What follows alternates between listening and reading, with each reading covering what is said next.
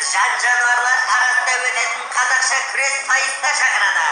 Сайыста жеңіп шыққан балуанға арнаған арнайы сыйлық бар.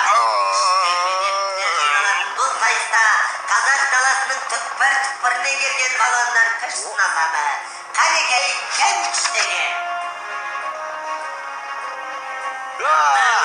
Тыңдаңыздар.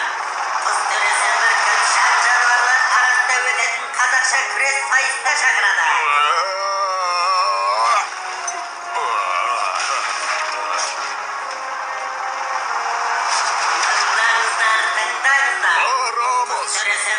Жан-жануарлар арасында өтетін қазақша күрес сайысына шақырады. Сайыста жеңіп шыққан балуанға арнаған арнайы сыйлық бар. Күштер мен ерлер жиналатын бұл сайыста қазақ даласының түкпір-түкпірінен келген балуандар күш сынасады. Қанекей кім күштері?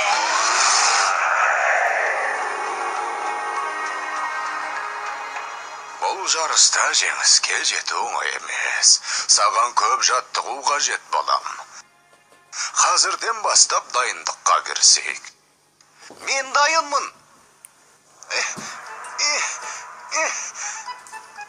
Төзімді бол. Бұл да балуанға аса қажетті қасиеттің бірі.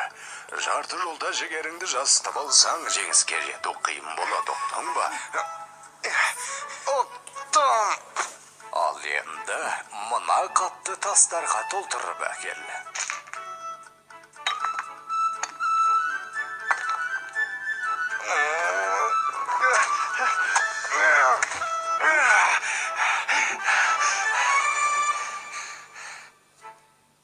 Ата, қапшық толы тастың күреске не қатысы бар? Керек тастың ауырлығы жоқ деген балам. Неғұрлым жаттығуда қиын болса, сайыста оңай болады. Алдыңда сенен салмағы басым, қарсыласың тұр деп есепте.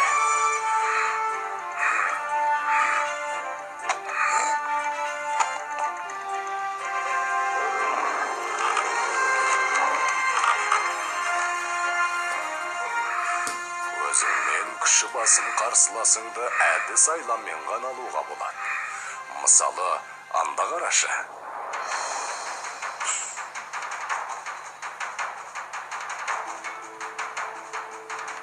Міне, екеуінің күші тең емес.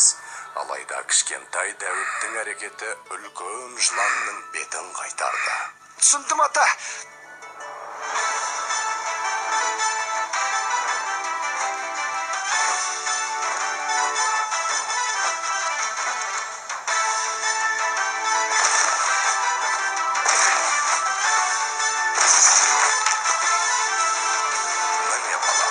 Сен сайысқа дайын болдың.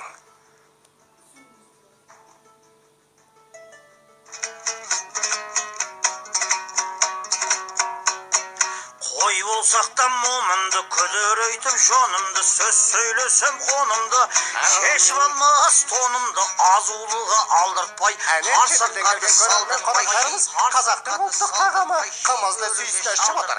Әсіресе Африкадан келген тұмсық кесеге қайта-қайта қол созуда. Ас болсын, мырзалар. Oh yes, қымыз керек. Арқар мүйіз қайрап ап қасқырға шабыр мекен біз. Бұл жарысқа қазақ даласының түкпір-түкпірінен келген ең мықты балуандар қатысып отыр. Осы күрес сайысын біз жеңімпаз балуанның атымен атауды ұйғардық. Күш атасын танымас деген. Бәріңізге де жеңіс жолында сәттілік тілейміз. Мүйіз тұмсық қымызға ертіп, тұмсығымен жер сөзі тіреліп қалыпты ғой. Обалай! Алғашқа жұп қасқыр мен қоян. Қасқыр қасқырлығын істеп менсінбей тұрған сияқты. Төреші дуадақтың да басы дуылдап тұр. Жарайсың қоян. Орқа батыр болды деген міне осы. Ортаға екінші жұп шақырылды. Арқар мен борсық. Арқар бірден шабуылға шығып, борсықты тықсырып барады. Қойды дей мынау. Бәрекелді. Борсық балуан арқардың аяғын аспаннан келтірді. Үшінші жұп аюдай ақырған аю. Қабандай күркіреген қабанмен күрескелі жатыр. Аю балуан әдегенді аты бұрып жеңіске жетті. Қандай ғажап. Төртінші жұпқа кезек келді.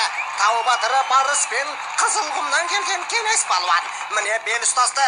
Барыс шалыс қимылмен келесті аты бұрды. Я келеске жеңіс елес боп қалғандай. Жартылай финалға қиналмай шыққандар. Қоян мен аю, борсық пен барыс балуандар. Іске сәт.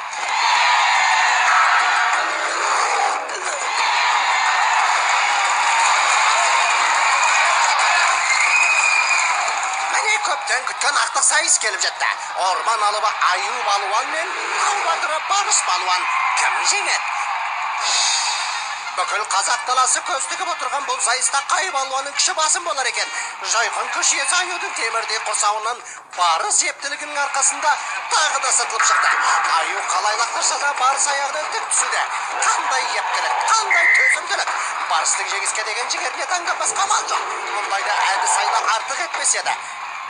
Өзіңнен күші басым қарсыласыңды әдіс айлармен ғана алуға болады.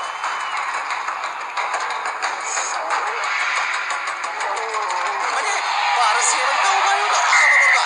Таза жеңіс, ғажап. Міне, жеңімпаз да анықталды. Барыс балуанның құрметіне бұл сайысымыз ендігі жерде Қазақстан барысы деген атпен өтетін болады. Құттықтаймыз. Жарайсың балам. Сен қазақша күрестің мәртебесін тағы да бір көтеріп тастадың. Ұлттық күресіміздің абыройын асқақтата бер.